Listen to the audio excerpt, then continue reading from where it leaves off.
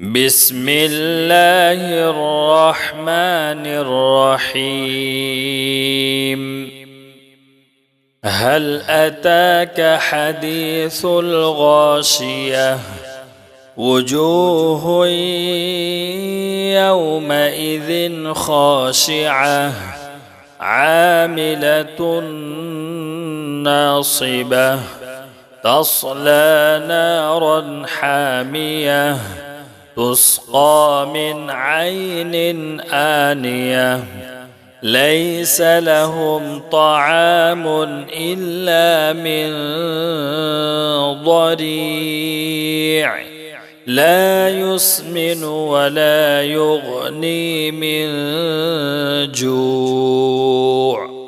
وجوه يومئذ ناعمة لسعيها راضية في جنة عالية لا تسمع فيها لاغية فيها عين جارية فيها سرر مرفوعة وأكواب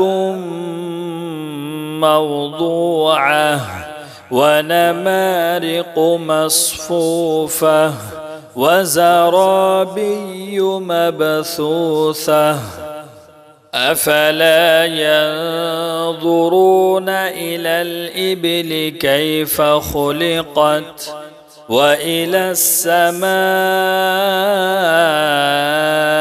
كيف رفعت وإلى الجبال كيف نصبت وإلى الأرض كيف سطحت فذكر إنما أنت مذكر لست عليهم بمسيطر إلا من تولى وكفر فيعذبه الله العذاب الأكبر إن إلينا إيابهم ثم